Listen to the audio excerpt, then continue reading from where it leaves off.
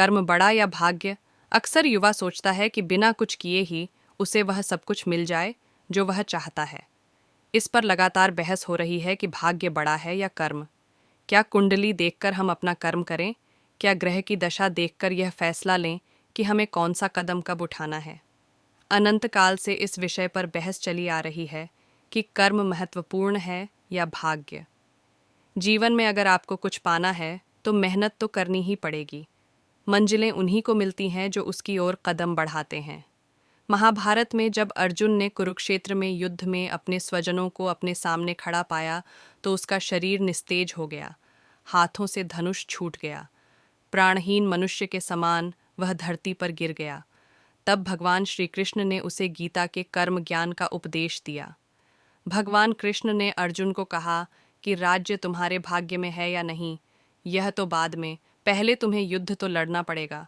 तुम्हें अपना कर्म तो करना पड़ेगा, अर्थात स्वजनों के खिलाफ युद्ध तो लड़ना पड़ेगा। तुलसीदास जी ने भी श्री रामचरितमानस में लिखा है, कर्म प्रधान विश्व करी राखा, अर्थात युग तो कर्म का है।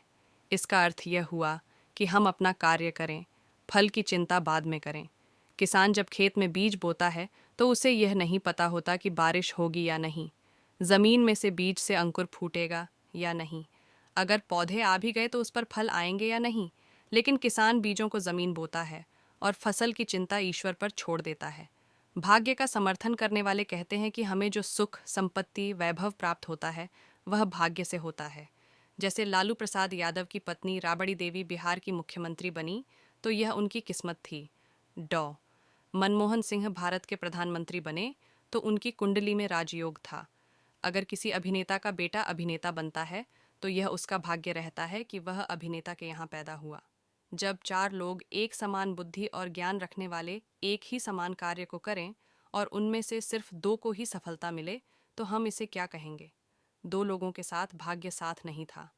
ऐसा एक उदाहरण हम यह दे सकते हैं, दो व्यक्ति एक साथ लॉटरी का टिकट खरीदते हैं पर लगती लॉटरी एक ही व्यक्ति की है। जब दोनों ने लॉटरी खरीदने का कर्म एक साथ किया तो फल अलग अलग क्यों? अंत में यही कहा जा सकता है कि भाग्य भी उन लोगों का साथ देता है जो कर्म करते हैं। किसी खुरदरे पत्थर को चिकना बनाने के लिए हमें उसे रोज घिसना पड़ेगा। ऐसा ही जिंदगी में समझें, हम जिस भी क्षेत्र में हों, स्तर पर हों, हम अपना कर्म करते रहें बिना फल की चिंता किए। जैसे परीक्षा देने वाले विद्यार्थी परीक्षा देने के बाद उसके परिणाम का इंतजार करते हैं। यह अंतहीन बहस है कि भाग्य बड़ा है या कर्म। इसके बारे में सबके पास अपने अपने तर्क हैं, लेकिन हर हाल में हमें सकारात्मक सोच के साथ जीवन में कुछ उल्लेखनीय करने के लिए प्रेरणा लेनी चाहिए। नमस्कार दोस्तों, आज हम एक बहुत ही बड़े सवाल जो कि हर दूसरे व्यक्ति के द्वारा पूछा जाता है के बारे में बात करेंगे। जी हाँ दोस्तों, ये सवाल हैं, कर्म बड़ा या भाग्य, कर्मा बधा या भग्या। बहुत से ऐसे महान ज्ञानी संतों ने कर्म तथा भाग्य की अलग अलग व्याख्या की है।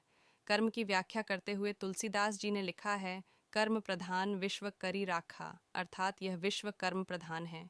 यहाँ पर कर्म का अधिक महत्व है। भगवत गीता में भी श्री कृष्ण ने कर्म की महिमा बताते हुए कहा है कि जो व्यक्ति कर्म करता है वह मुझको प्रिय है। किंतु कुछ संतजनों जैसे कबीरदास जी आदि जो भाग्य में विश्वास रखते हैं, उनका कहना है कि जो भाग्य में है उससे अधिक किसी को नहीं मिलता है। या हम कुछ लोगों को ऐसा कहते सुन सकते हैं कि जो भाग्य में लिखा है उसे हम बदल नहीं सकते, तो फिर कर्म क्यों करें? तो आइए जानते हैं, कर्म बड़ा या भाग्य, कर्मा बधा या भग्या। भाग्य क्या है? भग्या की एच इन हिंदी। कर्म और भाग्य में कौन बड़ा है? यह जानने से पहले हमें यह जानना होगा कि आखिर भाग्य क्या है। भग्या की आई एच। भाग्य निर्माण कैसे होता है? भग्या का निर्माण कैसे होता है? दोस्तों, हिंदू धर्म पुनर्जन्म में विश्वास रखता है। हिंदू धर्म के हिसाब से आत्मा एक शरीर को छोड़कर दूसरे शरीर को धारण कर लेती है। इसका उल्लेख भगवत गीता में भी मिलता है। व्यक्ति के द्वारा इस जन्म के संचित कर्म ही अगले जन्म के लिए भाग्य, भग्या का कार्य करते हैं। संचित कर्म अच्छे या बुरे किसी भी प्रकार की हो सकते हैं। आइए अब इसे एक उदाहरण से समझते हैं। आप इस जन्म में जैसे कार्य करते हैं, अर्थात अच्छे जैसे दान, पुण्य, दूसरों की मदद करना आदि, तो यही कर्म जब तक आप जीवित हैं तब तक तो आपकी सहायता करेंगे ही। और जो बचे हुए कर्म है, यदि आप मृत्यु को प्राप्त होकर अगले जन्म को प्राप्त करते हैं, तो जो कर्मों का फल आपको इस जन्म में नहीं मिल पाया है, वह कर्मों का फल या संचित कर्म आपके अगले जन्म में के लिए भाग्य का कार्य करते हैं। यदि आपके संचित कर्म अच्छे थे तो आपका भाग्य अच्छा है, और यदि आपके संचित कर्म बुरे थे तो आपका भाग्य बुरा होता है। कर्म क्या है? Karma कावाई H in Hindi. व्यक्ति की हर एक गतिविधि कर्म कर्मा कहलाती है, जैसे व्यक्ति का सोचना, खाना, कार्य करना, किसी के लिए अच्छा करना या बुरा करना आदि। भगवत गीता के अनुसार कर्म बड़ा या भाग्य। भगवत गीता के अनुसार कर्मा बड़ा या भग्या इन हिंदी। भगवत गीता के अनुसार कर्म बड़ा या भाग्य, इसे समझने के लिए सबसे पहले हम आपको एक कहानी सुनाते हैं। एक विद्यालय में दो विद्यार्थी अजय व विजय पढ़ाई करते थे। अजय बहुत मेहनती था। वह अच्छे से पढ़ाई करने के बाद भी कक्षा में प्रथम स्थान प्राप्त करने में असमर्थ था, जबकि विजय नकल करके पास होने व भाग्य में विश्वास रखने वाला विद्यार्थी था।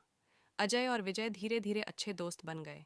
अजय भी मेहनत के स्थान पर भाग्य में विश्वास करने लगा, किंतु जब परीक्षा हुई तो अजय विजय के जैसे नकल नहीं कर पाया और वह फेल हो गया।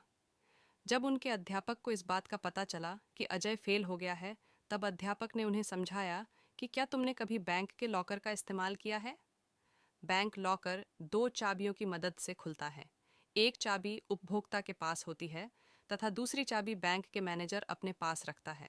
ठीक इसी प्रकार हमारा जीवन भी दो चाबियों अर्थात भाग्य तथा कर्म की चाबी पर निर्भर होता है, तथा बैंक मैनेजर की भूमिका ईश्वर अर्थात भगवान निभाता है।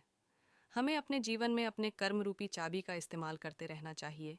क्या पता कब ईश्वर अपनी भाग्य रूपी चाबी का इस्तेमाल करें और हम सफल हो जाएं। वहीं दूसरी ओर हो सकता है परमात्मा अपनी भाग्य रूपी चाबी लगा रहा हो, पर हम अपनी कर्म रूपी चाबी का इस्तेमाल ही ना कर रहे हो और हमारी सफलता का ताला खुल ही ना पा रहा हो। गीता के अनुसार भाग्य भी कर्मों से ही बनता है, जो कि पिछले जन्मों का कर्म अर्थात संचित कर्म होता है। एक व्यक्ति अमीर घर में पैदा होता है, वही कोई गरीब घर में। यह सब उसके पिछले जन्मों के कर्म के आधार पर ही तय होता है। भगवत गीता के अनुसार कर्म का फल तो मिलता ही है। तो अब आप समझ ही गए होंगे कि कर्म तथा भाग्य साथ साथ चलते हैं, एक के बिना दूसरा महत्वहीन है। इसीलिए कर्म और भाग्य दोनों का ही जीवन में होना बहुत ज़रूरी है।